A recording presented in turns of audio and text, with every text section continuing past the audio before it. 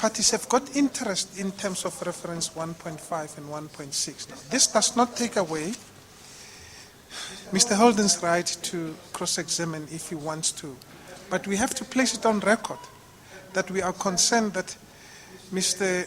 Holden is already taking us in that territory, and hence there are 6 terms of reference. We should bear on our minds that there are 6 terms of reference, and I'm confident that Mr.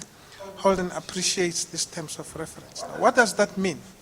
It means either Mr. Holden is going to hold his cross-examination in as far as he's not dealing with that which comes out of the watch in as far as the RFOs are concerned. If his cross-examination goes to the womb that gave birth to where he's going now, in as far as the RFO value systems is concerned, fine. But even when he does that, we should bear in mind that he's traversing into another territory already. Now, short of saying, he's also assuming my function, Govesa's function, he's assuming Ms. Sillo's function, Sibeko SC's function, he's assuming Ms. Ramahaha's function and Baha SC's function, he's assuming Abu Bakar's function, he's assuming Mr. Skinner SC's function, and with consequences, of course. Now, I will be in your hands in as far as this is concerned, and safe to say, at this stage, we can only wait for you to give directions, Chair and Deputy Musi. I beg your pardon, and Commissioner Musi. And we trust your discretion on this one. The important discretion is being called for at this stage on this one. Thank you.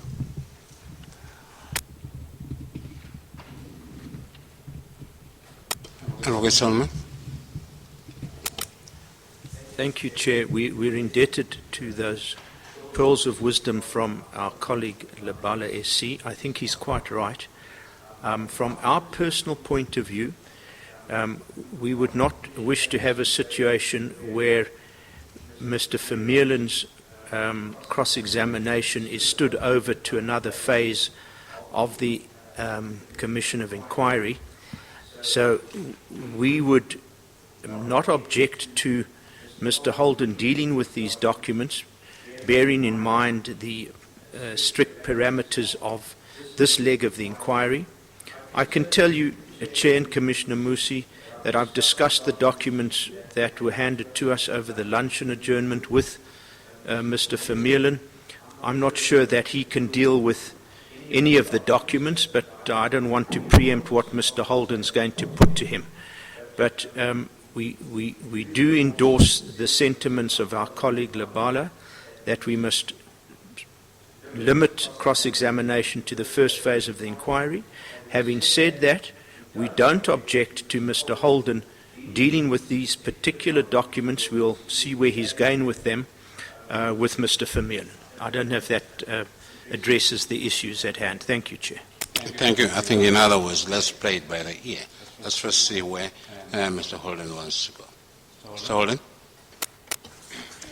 Thank you, Chair. I'd just like to point out, in response to Advocate Lebala, that I'm aware of the terms of reference. And the reason I decided to lead with these questions at this point was because the last time we had hearings before the Commission and... Mr. Holden, I think I have given a ruling there. You don't have to justify it. Okay, fair enough. I think let's go ahead. Okay, thank you. Okay, Mr. Vermeulen, just to resume with where we were, before I do so, I want to reiterate a point that I made right at the beginning of this line of questioning, which is that I'm not accusing you of any wrongdoing whatsoever. And I'd like you to bear that in mind when I run through these questions with you. So I'm going to start back where we were a little bit earlier, and I'm going to ask you to repeat yourself if you don't mind. Mr. Vermeulen, are you familiar with the name Commander Jeremy Mathers? I am. Mr. Vermeulen, have you in the past had any formal or informal contact with Commander Jeremy Mathers? Yes, before the commencement of the SDPPs, I had worked previously with Commodore Mathers.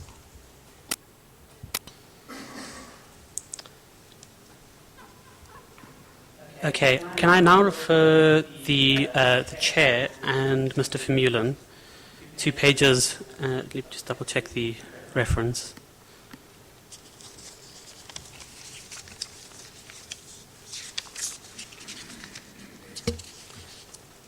To pages 8 and 9 of the bundle that I distributed. That's Annexure PH5.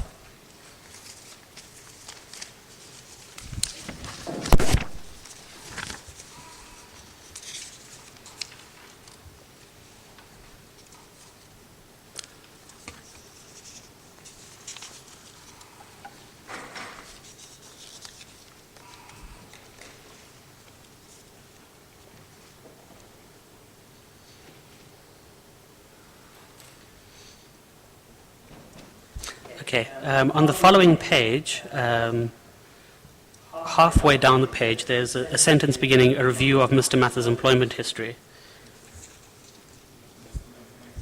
That's on the following page, which is page 9 of the evidence bundle. Apologies, Chair.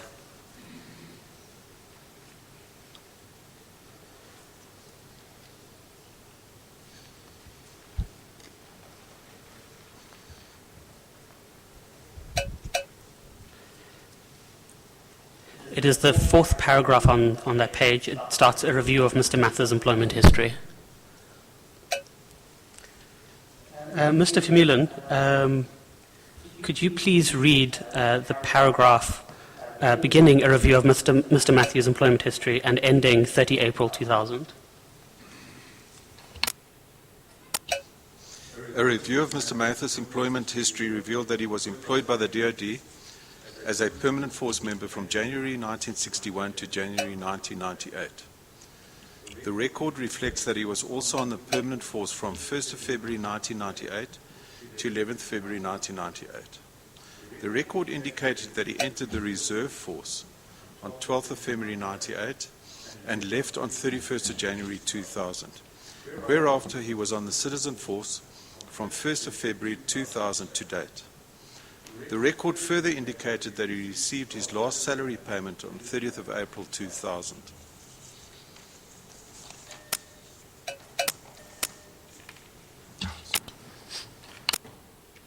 Thank you, Mr. Vermeulen. Just to go through the dates that I indicated there, I'd like to put them in some degree of context. Could you confirm the date at which the request for information was sent to the various selected bidders? I can confirm that the value system was finished on 14th of October 97. I'll just have to check to see the exact date once again as to when the RFI left. Would you like me to do that?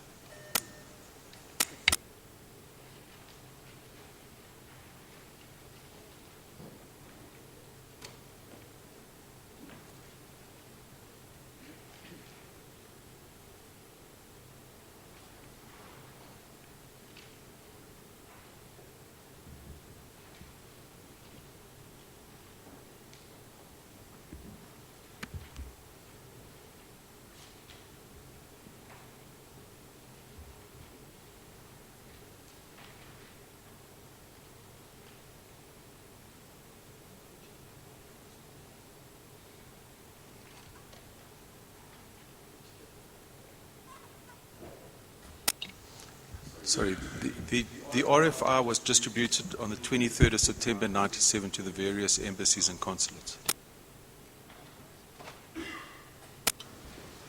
Okay, and I think you mentioned it just now, but on what date was the RFO value system approved? 14th of October 97. And on what date were the RFOs distributed to the bidders that were selected as part of the RFI process? 23rd of September 97, according to my records.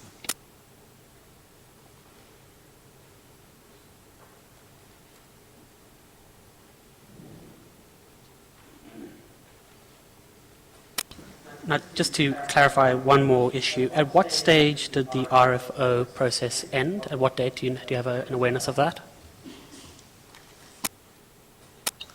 The bids were received in May 1998.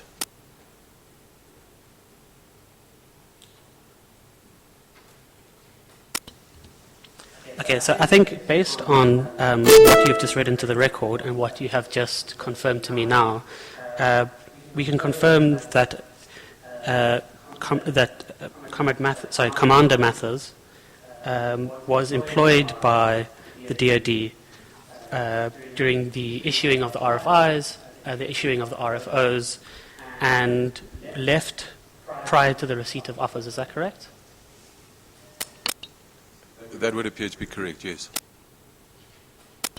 Thank you, Mr. Vermeulen. And now I think you'll appreciate why I'm putting these questions to you rather than somebody else. You confirmed that you were part of compiling the RFO value system. Is that correct? Yes, I can confirm that. If I could refer you to the top of page 9 of my evidence bundle.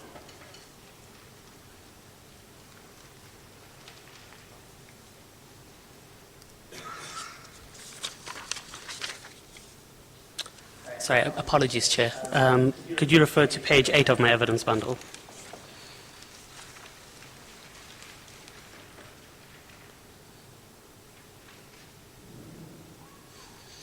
Mr. Vermeulen, could you please read the paragraph beginning 7.61 JRM Maritime Consulting CC and ending with the word submarine program? A memorandum dated 14th of October 97 from J.R. Mathers, Commodore, Chief of Naval Staff Logistics, to Pop Wills, Reed, indicated that Mathers was providing inputs on the development of the value system of the submarine program. Thank you, Mr. Vermeulen. I'd imagine you appreciate where I'm going with this, but in your own experience of compiling the RFO value document, did you have an experience of Mr. Mathers contributing to the compilation of that RFO value system? No, I don't. I gave a detailed list of all the individuals who were contributing to the RFO value system. I could understand him being involved in providing inputs to the RFI value system. He does have a submarine background, so that would make sense. However, he wasn't one of the appointed staff members to provide inputs on the RFO value system, which subsequently occurred.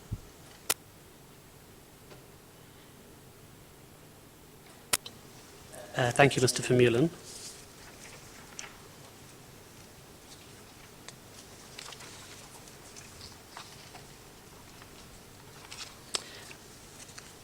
This may be slightly difficult for you to answer, Mr. Vermeulen, but could you describe the official functions of the Chief of Naval Logistics, a position that Jeremy Mathers was said to hold?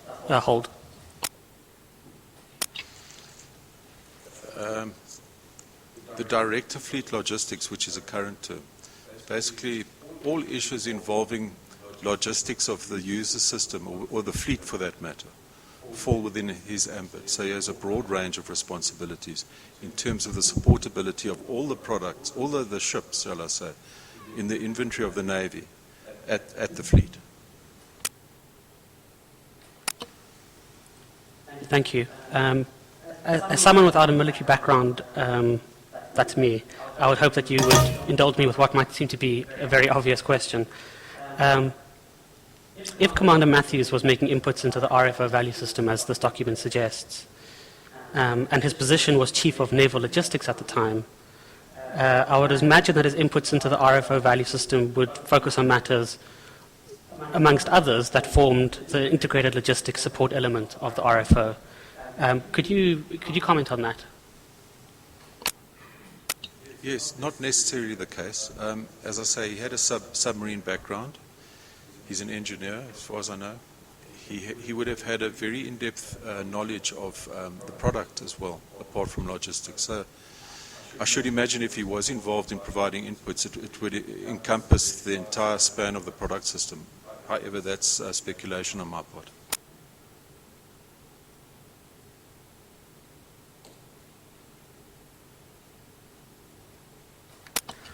Chair, I think you can grasp the importance of this line of questioning. Just as a personal comment, it would be most interesting to view the correspondence to which the Auditor General's Office referred in the paragraph just quoted, as well as other official correspondence, to assess to what extent Commodore Mathers influenced the development of the RFO value system. Mr. Vermeulen, we are almost done. Only a few more questions. Can I now refer you to page 5 of my document bundle?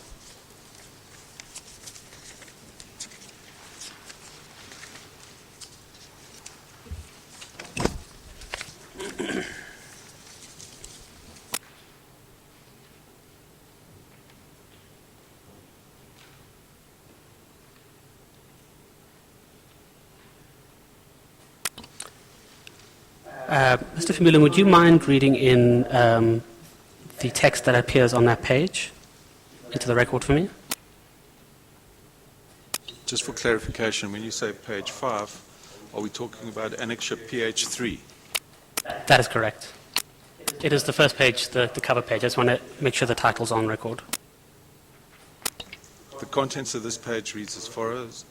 Ferrostall final report compliance investigation dated 13 April 2011, Debevoise and Plimpton LLP.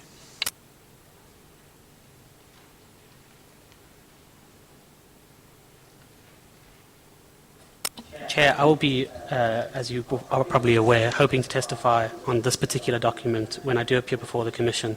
If I may just say that, for clarity, as far as I understand, this is a report by a US-based law firm, Debevoise and Plimpton, into the activities of Ferrostall, a constituent member of the German submarine consortium completed in April 2011. Chair, for your reference, it is attached as Annexure M to mine and Andrew Feinstein's joint submission to the Commission. Mr. Vermeulen, can I refer you to the following page, which is page 6 of the evidence bundle?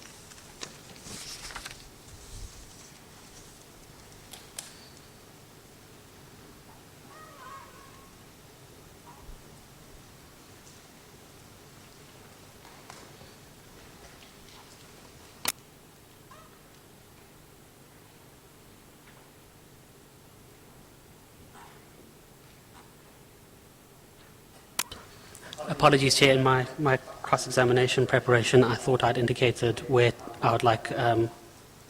Vermeulen to end a quote from this document. I just want to see if I can find it once more.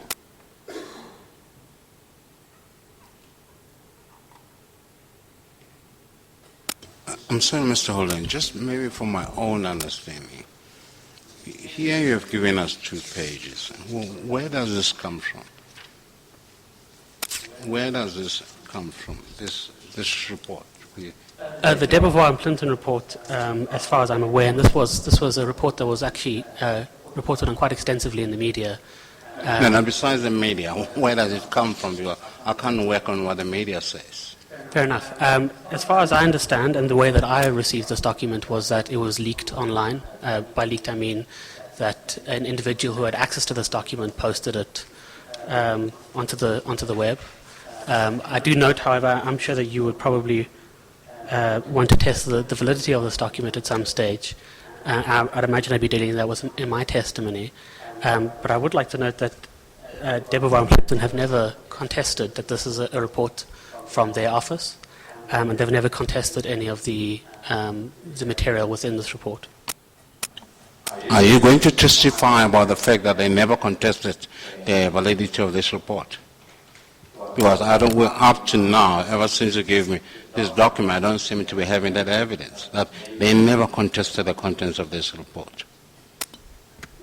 Chair, it's a bit early because I haven't completed my witness statement, as you know. But this is something I would have liked to have included in my witness statement if I had met with the evidence leader.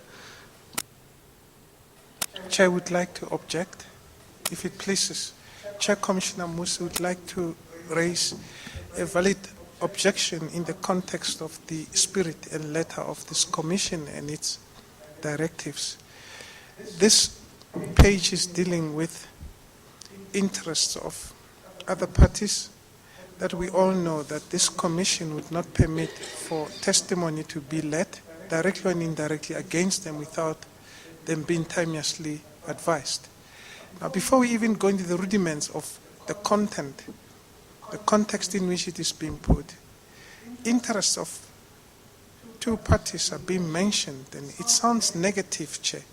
It implicates those parties, and we know what the directives of this commission say in as far as that is concerned. Those parties whose testimony has been I beg your pardon, parties against whom negative testimony is being imputed have to be timeously advised so that they should prepare, and they have a right to come and either challenge, test, and question that which Mr. Holden is saying, and on those bases we object, Chair. Besides, Chair, may I add in parenthesis, Mr. Holden just advised us that this document is leaked, and I don't think this commission would lower those standards and go that subordinate, Chair. Mr. Holden, the other difficulty that I have, I'm not quite sure what does this document have to do with Mr. Vermeulen. Wherever is the origin of this document, what does it have to do with Mr. Vermeulen? Mr. Vermeulen, in his evidence, he never made any mention of this report. What is the relevance of this document to the evidence that was given by Mr. Vermeulen? Chair, there are a number of elements of relevance. First of all, the witness has already indicated that he knew the witness and that he dealt with him. And not to preempt my line of questioning, but we've already covered what was stated in the RFO document regarding what the offerer was not allowed to do and what may invalidate a contract. And what I'm trying to establish is that Mr. Vermeulen has already testified to what he considers as bad faith. And I was going to ask Mr. Vermeulen if he was aware of this material at the time when the RFA process was ongoing. He would have considered reporting that to the Arms Corps Secretariat or the relevant body. May I also refer to Advocate Labala's objection? I'd like to point out that Advocate Labala himself led testimony last week in which there were constant references to Admiral Howell and Captain Reed. I think the inferences there were largely acknowledged to be negative because there was a supposition that the submarine evaluation report did not accurately or competitively, I'm putting words in your mouth, but accurately or competitively determine the winner of the submarine bid. I find it strange that in that instance, Advocate Labala was perfectly willing to talk to the activities of other witnesses who are not before the Commission, who I'm not aware have been called to the Commission. But in this instance, he finds that this is an unreasonable imposition on Jeremy Mathers. Mr. Holden, as I understood Advocate Labala, he referred to the evidence of those two witnesses and said that he's going to call them. And then, mind you, the relevance thereof was that what he had were the documents that those two witnesses prepared. They were almost slightly different from the evidence or from the documents prepared by this specific witness. And that is why Mr. Vermeulen was referred to those documents. And those two people will be given an opportunity of coming to testify. Now, in your case, I don't know who prepared this report. I don't know whether the people who prepared this report are coming to testify.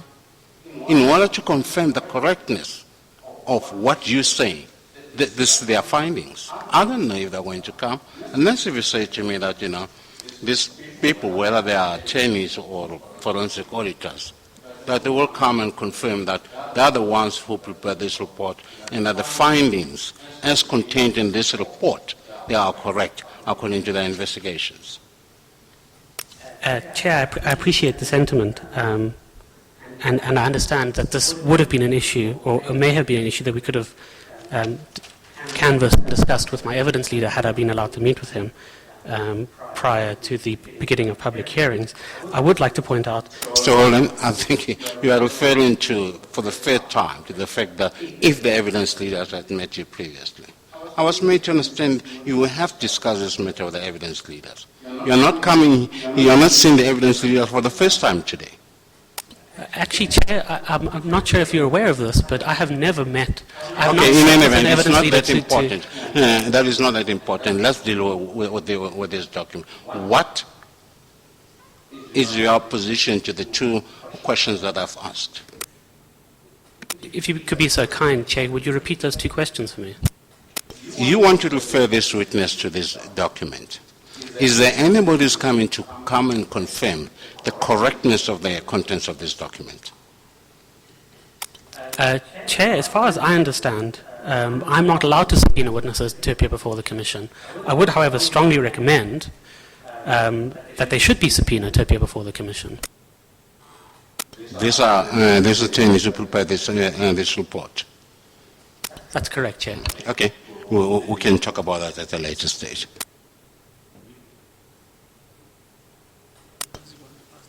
What does that have to do with this witness, particularly in regard to the evidence that he led before this commission?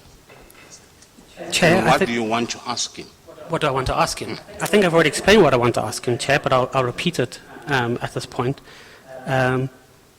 We've already gone through the RFO value system, which Mr. Vermeulen has testified that he compiled and he's aware of the contents of that value system.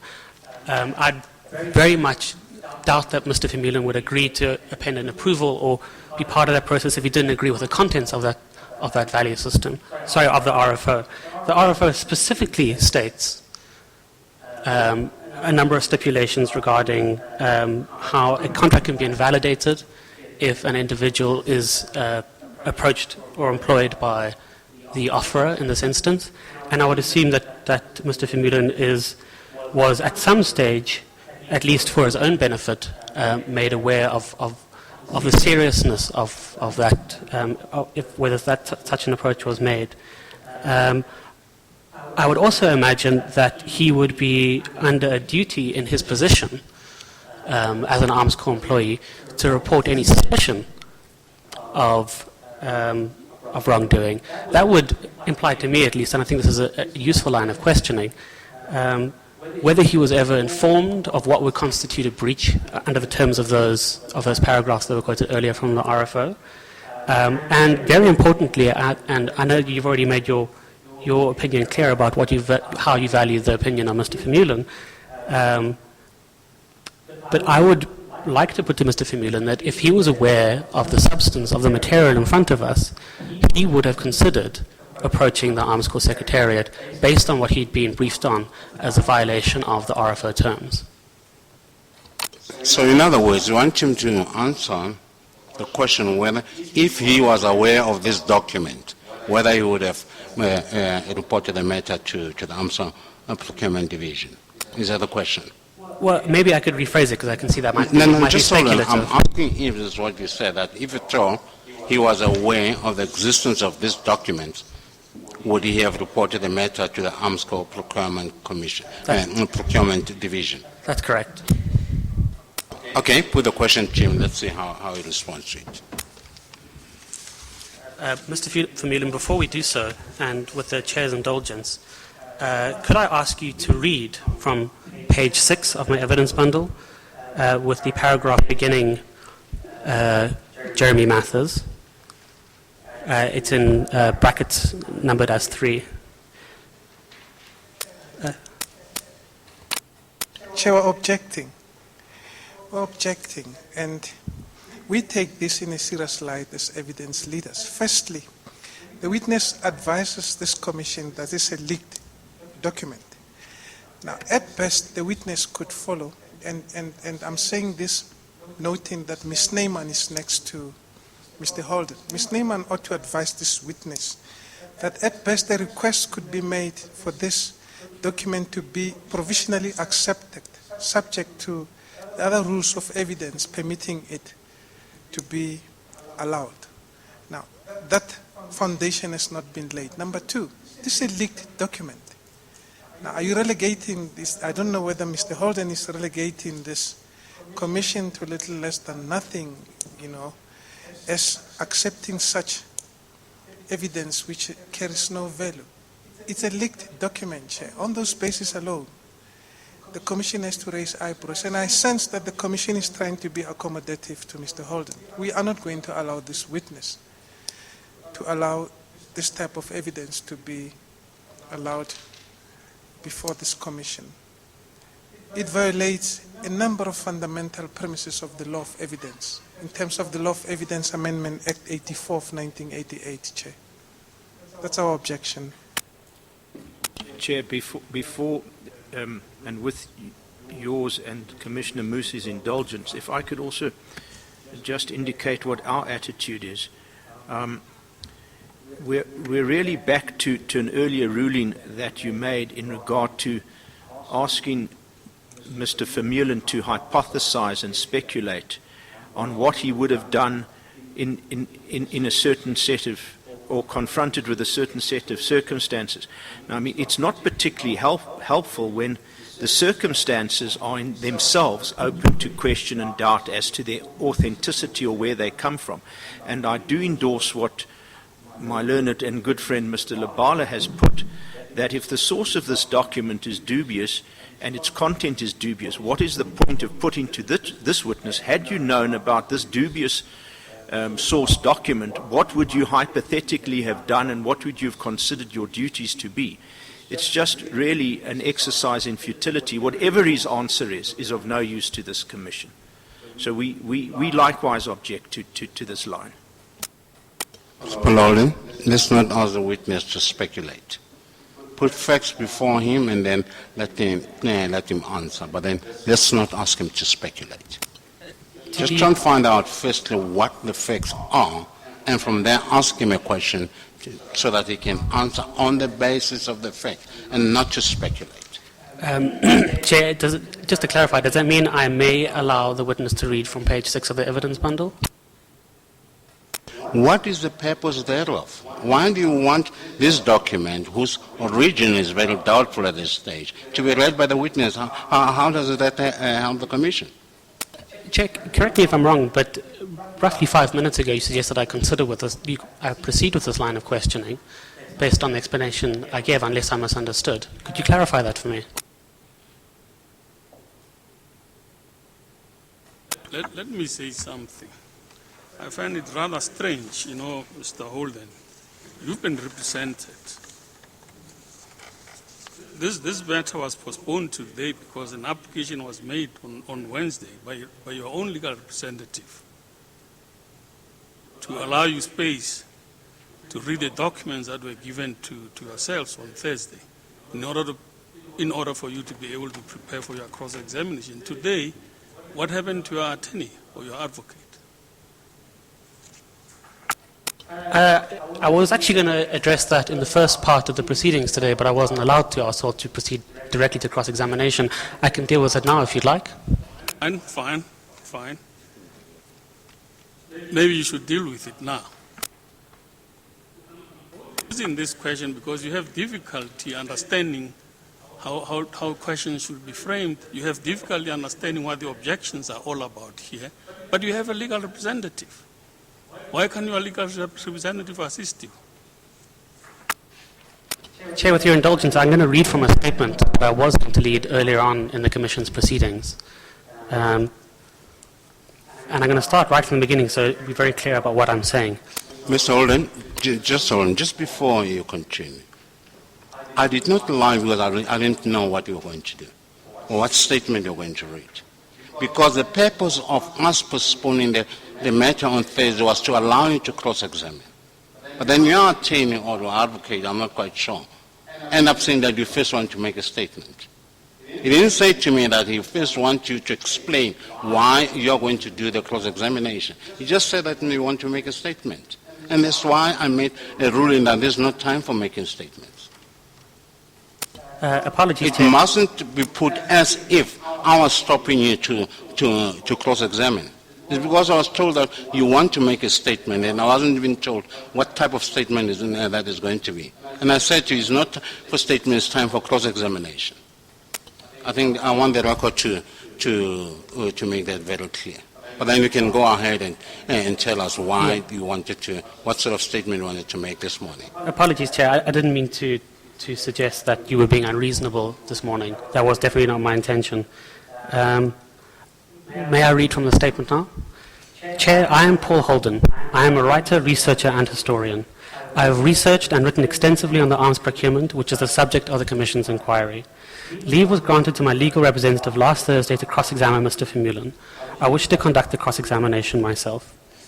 I am here as a private individual. Unlike other parties appearing before the Commission, I am not here on behalf of a government department or a multinational defence equipment manufacturer. Lawyers for human rights represent me as far as they are able without a fee, and I also have had the benefit of some pro bono advice from counsel. However, unlike other parties, I do not have access to the funds which would be necessary to brief counsel, to steep themselves in the vast amount of material relevant to the Commission's inquiries, to attend the hearings of the Commission, to monitor the evidence, and to prepare cross-examination. On Thursday, the Commission was adjourned until today. Because of the funds and the time that would be required, it has not been possible for me to brief counsel to prepare adequately and to conduct the cross-examination.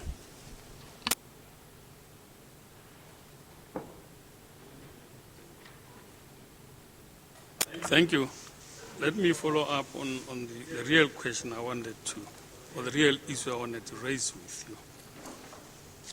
That was merely preliminary. My point here is this. One understands that this document that we've handed in may have questionable origins, or may not be properly before this court, this session, I'm sorry. But one understands that maybe you would want to use the document for purpose of a cross-examination. The problem, however, I have is this. As I read this document, I can't see anywhere where it implicates this particular witness. And I don't know why questions arising from this document should necessarily have to be put to this witness. He's not implicated in this document in any way. Other people instead are implicated. Are you now going to ask him about the implication of other people in this document? Is it proper? Is it really relevant to him, this? But if you think there is anything of relevance arising from this document, put the questions to him.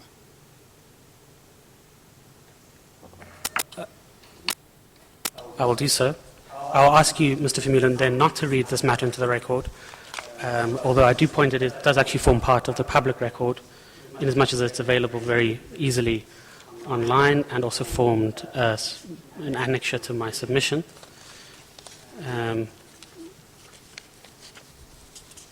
The question I had for you, Mr. Vermeulen, I assume that you've read the content of both the Auditor General's report extract that I gave you, plus the de Beauvoir and Plimpton extract that I've given you. Yes, I have read it. What I wanted to ask you is that in your position as a member of somebody who was drawing up the RFO document and as an employee of Arms Corps, were you ever briefed as to what would constitute these crimes and what would be necessary for, what would be the threshold at which you would decide to report this matter to an official higher up in the decision-making chain? No, I didn't receive a briefing of that nature. So your understanding of the content of those paragraphs is based entirely on your own reading, is that correct? That's correct. Are you aware of any other member of Arms Corps, in particular, who appeared in the arms acquisition process, who may have been briefed about this? Or was that not, I don't want to put words into your mouth here. What I'm trying to establish is whether there was any formal available document or training provided by Arms Corps in corruption and bribery issues.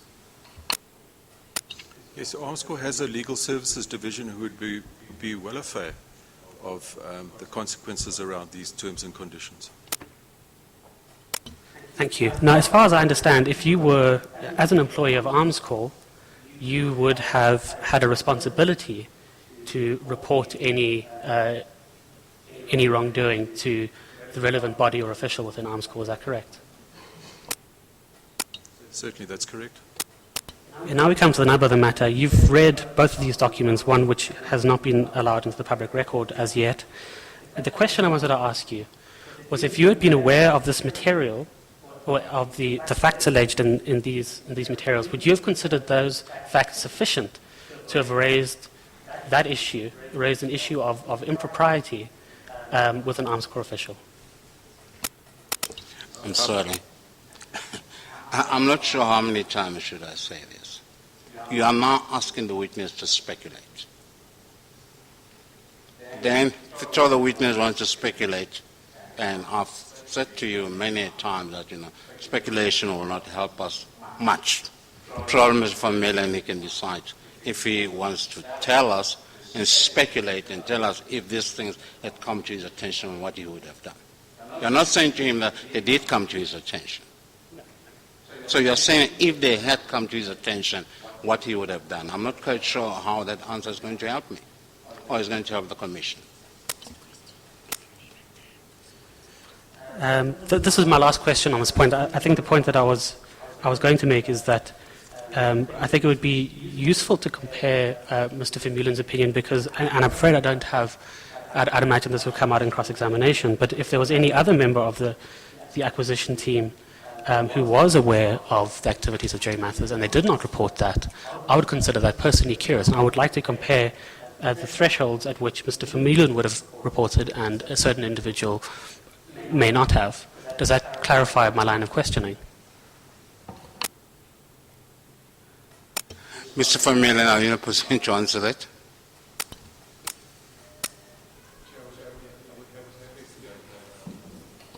In this regard.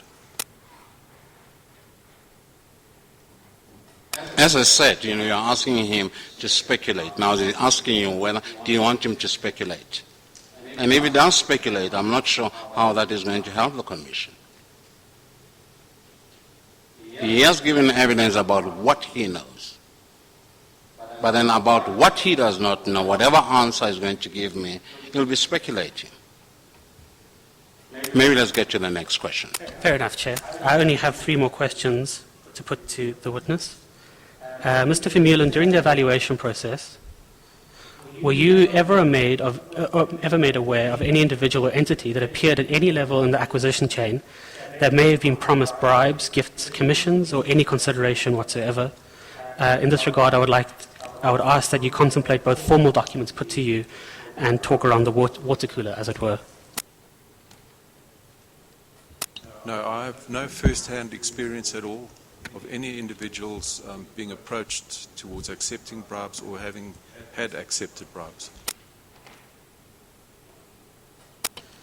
Finally, Mr. Vermeulen, and again, I would like to reiterate that I asked this final question not as an accusation, but just as a matter of hygiene.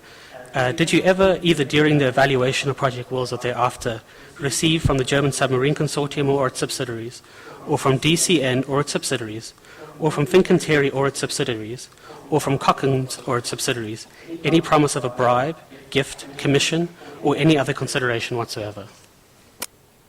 No, I did not. Thank you, Chair. That concludes my cross-examination. I hope that it'll be helpful to the Commission. Thanks a lot. Any re-examination? Yes, thank you, Chair and Commissioner Musi. With your leave, there are just a few aspects that I think I should just try and clarify.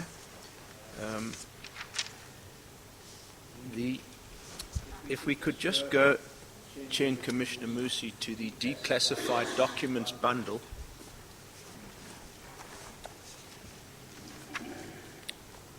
And to the evaluation report at page 118, and if Chair and Commissioner Musi could indicate to me if they have the document.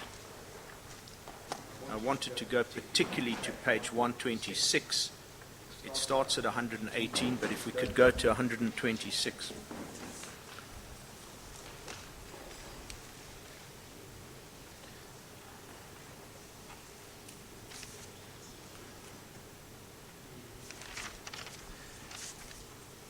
I see Commissioner Musi is on the same page. Do you have it, Chair? If I could just direct your attention to the 5 paragraphs from 23 to 27 under conclusion. If you could read each one out in turn and then indicate to the Commission, to Chair and Commissioner Musi, if you agree or disagree with any of those conclusions. Obviously talking in your capacity as the project manager of Project Wills.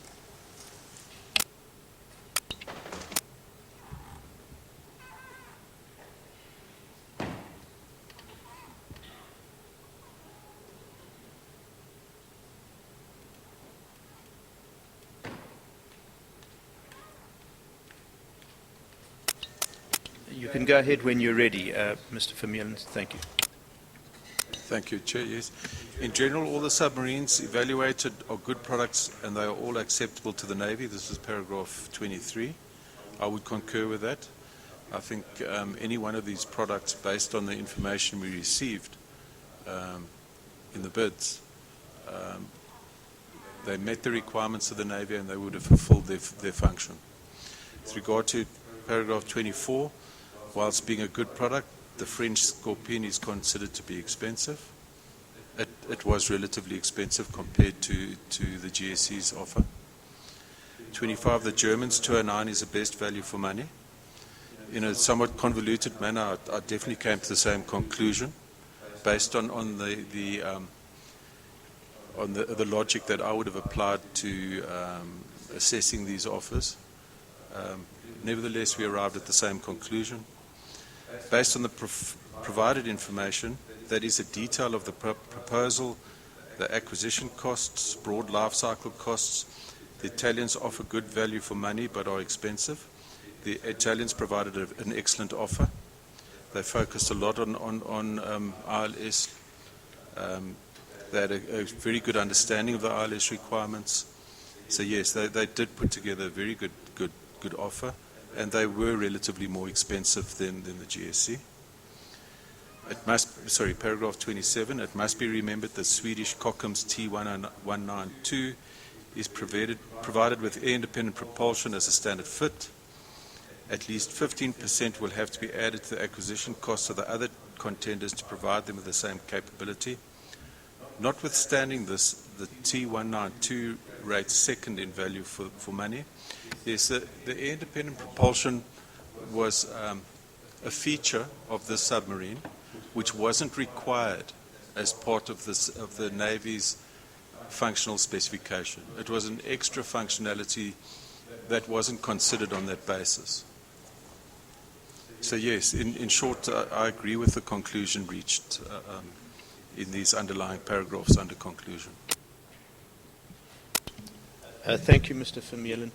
Then there was a passage of the evidence. I had hoped my legal team, Chair and Commissioner Musi, would be able to refer you to where it was in the record. They haven't within the time available, and I don't want to stand down and waste time. I think I can deal with it this way. There was a passage when Advocate Labala was asking you about the very document, the submarine evaluation document here at page 118, that you've just looked at the last page of it. And it seemed obvious to me that you were in fact referring to the RFO value system, which was, we find, Chair, at page 99 of the same volume. And I don't want the record to look as if you later on in your evidence changed your evidence, because it might appear so. Would you just, for clarity's sake, indicate what your knowledge was in regard to the document at page 99, the RFO value system, and then the document that we've just looked at page 118, the Project Wills sub